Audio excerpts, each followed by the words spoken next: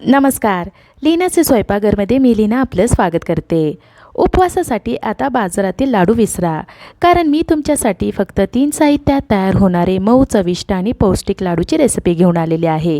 चला तर मग आजच्या या सोप्या रेसिपीला सुरुवात करूयात. लाडू बनवण्यासाठी लागणारं साहित्य आहे 2 वाटी भाजलेल्या शेंगदाण्याच्या पाकळ्या, 1 वाटी गूळ चिरून घेतलेला आहे, मिक्स करायला सोपं पडतं, 1 टीस्पून वेलची पावडर.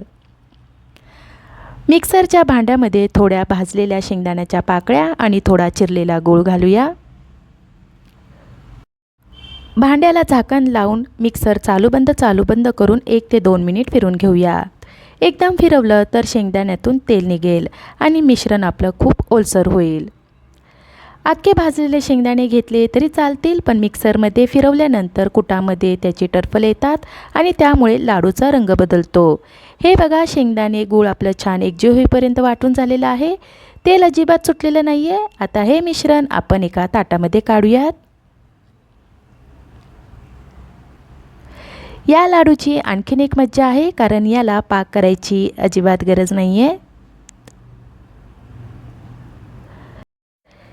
शिल्लक असलेल्या शेंगदाण्याच्या पाकळ्या आणि गूळ घालून छान वाटून घेऊयात. दुसरी शेंगदाण्याची बॅच आपली बारीक वाटून झालेली आहे, ती सुद्धा आपण ताटामध्ये काढूयात. आता याच्यामध्ये वेलची पावडर घालूयात. वेलची पावडर घातल्यामुळे लाडूला अप्रतिम सुगंध येतो. वेलची पावडर मिक्स करून घेऊयात. 2 वाटी शेंगदाण्याच्या पाकळीला 1 वाटी चिरलेलं गुळाचे प्रमाण योग्य आहे. जर तुम्हाला लाडू कमी गोड हवे असतील तर पाऊण वाटी चिरलेला गूळ घाला, पण फार कमी नको, नाहीतर लाडू आपल्याला नीट बांधता येणार नाही. आता याचे आपण लाडू बांधून घेऊयात.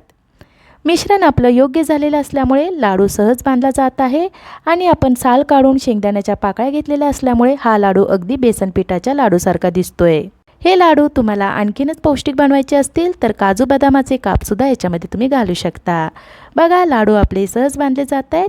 याच पद्धतीने सर्व मिश्रणाचे लाडू बांधून घ्यायचे. लाडू कमी व्यापाचे आणि झटपट तयार होणारे आहेत. लाडू तुम्हाला मी तोडून दाखवते.